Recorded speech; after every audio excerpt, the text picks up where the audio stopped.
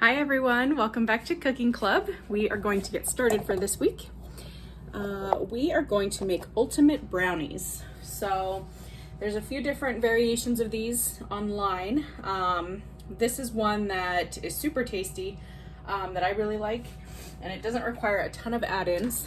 So basic first ingredients for our first step is a box of any kind of brownie mix, and all you're going to do is follow the directions exactly on the back. When I went shopping for our club this week, I had one box. Some of you will get one box of the Betty Crocker fudge mix, and then some of you will get another one. One of them requires half a cup of vegetable oil, and then the other one requires 2/3 of a cup. So you just need to make sure that you follow whatever is on your box. They didn't have enough of just the one kind. So I'm sending you with one of these bottles of oil. So you should be able to have plenty to do the recipe according to whichever box you received. And then you'll need 2 tablespoons of water, and then you'll need 2 eggs. And so we're gonna bake as is. I have my oven preheated to 350 degrees. I have my baking dish prepared with my non-stick there. And then some of the other things I'll need is just a medium to large mixing bowl. You will need half a cup or a 1/3 cup to do your 2/3 for the oil, a mixing spoon, some measuring spoons for your water, and then the additional ingredients, you'll get half a bag of milk chocolate chips and then 1 can of sweetened condensed milk. So what we'll do is, these are the last 2 steps, so we don't need to worry about those right now. We're gonna worry about this first and get the brownies made. And then after they're baked and we pull them out, that's when we add the other items. So first step, let me get this open.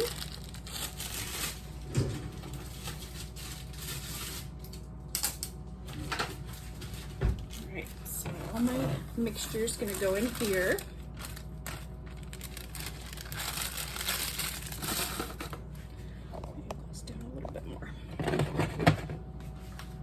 And then my box calls for half a cup of oil. So that's what I'm gonna do here.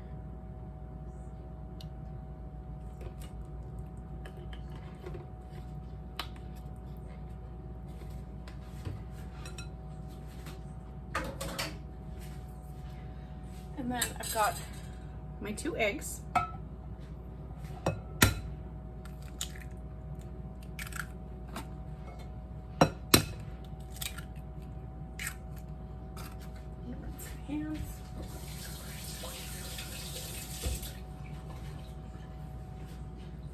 And then our next step, you can use a hand mixer, you can whisk it, you can do whatever you'd like. Brownie mix comes out to be fairly thick. So it's something where a lot of the stuff you'll see will get stuck in my whisk, but I'll be able to get it out. Biggest thing is we just want to make sure all those big lumps and chunks get out of there. It's different than using like a Jiffy mix, because that stuff is meant to have the little lumps in it, and this type of mixture is not.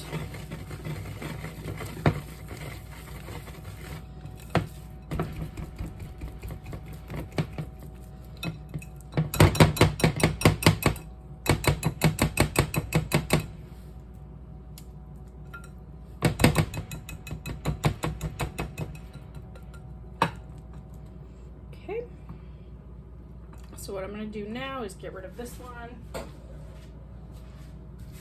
My big stuff is combined. No more lumps. Now I'm just going to make sure all the powder is out.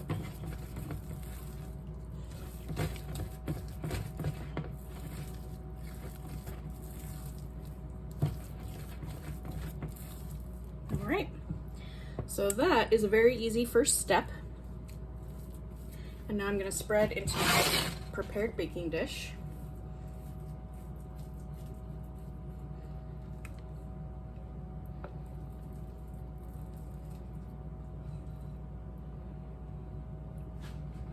And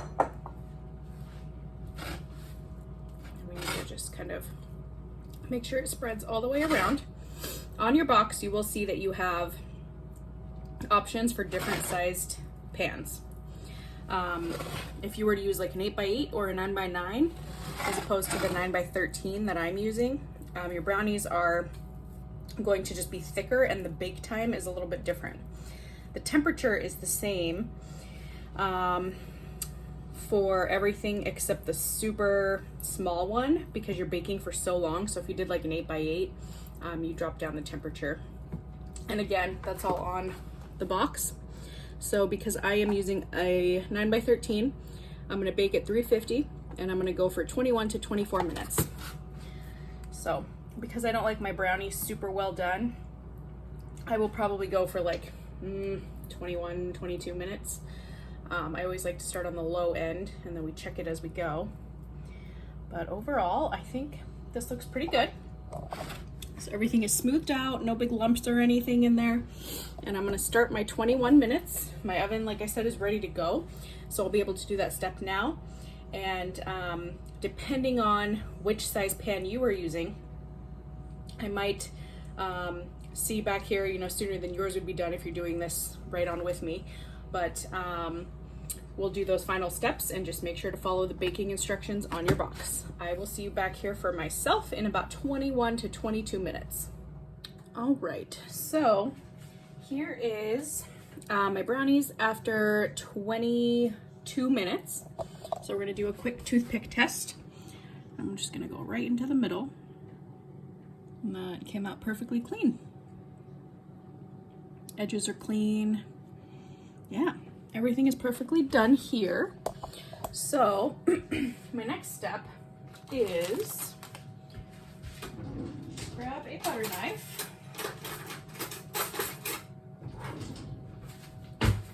And then what I'm gonna do, bring it a little bit closer.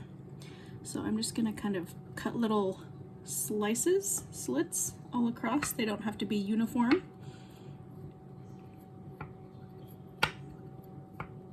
We're essentially just making little holes for the sweetened condensed milk to sink into below the top layer.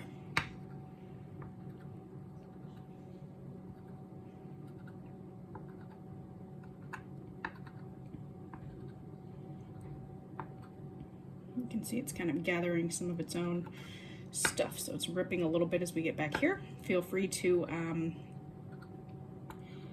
wipe the knife off if you want to have smaller holes in the tops of the brownies, but it doesn't matter in theory because it's all going to be covered. All right, so there's that. Our next step, I've got my can of sweetened condensed milk open. We're going to use about half of this can and we're just going to pour over.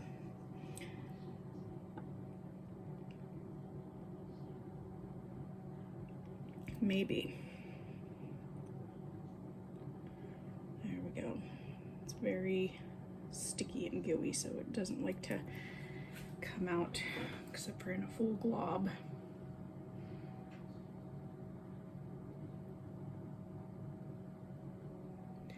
And with the heat of the brownies just coming out of the oven, it's going to make this into more of a liquidy substance.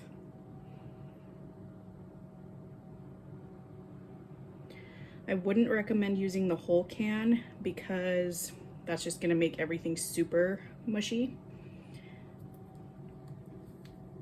So that's not even quite, you can see, not even quite half the can.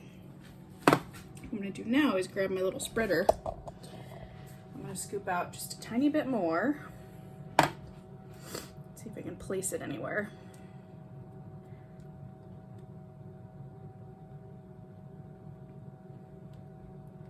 It's similar to if any of you have ever made a poke cake. What that does is, in theory, everything will sink into the holes that you poke and get absorbed into the cake. So I want to make sure I go over the holes that we poked, but then also I'm just going to spread it across the entire dish. And then if you're moving this around, make sure to use a hot towel, a towel because the dish is hot. We just took this out of the oven, but you want to do this right away because if you don't, the brownies cool down and then the sweetened condensed milk doesn't get this melty texture that it has.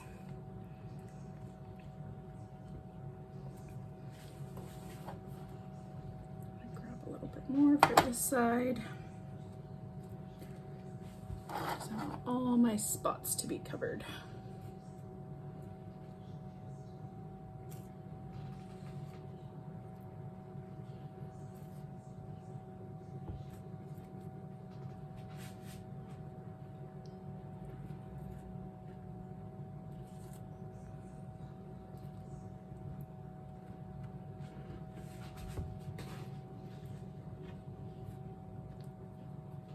Okay.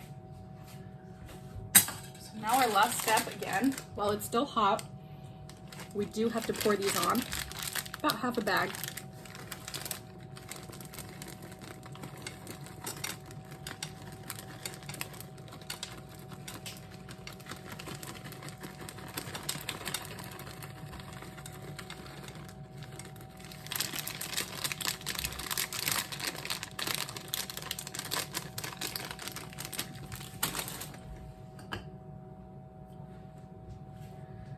These are going to start to get a little bit melty, but we don't need them to get fully melted. It's not a big deal.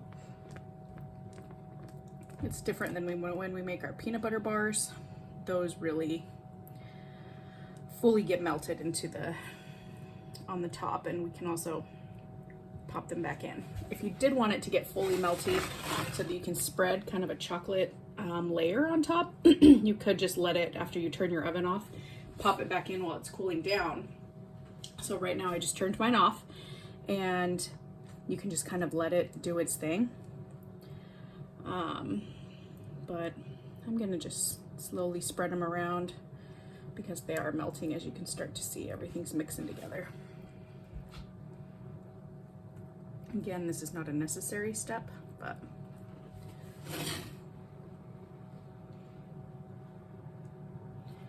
and then you just need to let them cool all the way so that everything kind of starts to firm up.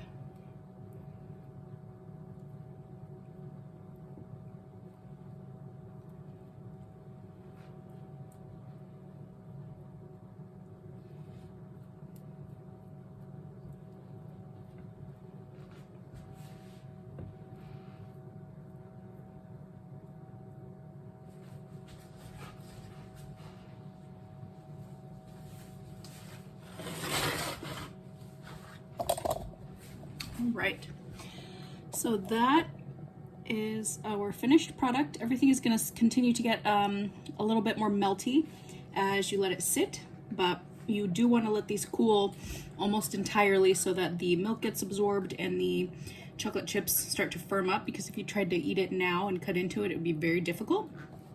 But yeah, that's what we have. Very easy way to upgrade a box of brownies. And please let me know if you have any questions or if you have anything that you tried that seemed to work really well for this recipe. I'd love to hear it. But I will see everyone next week. Bye.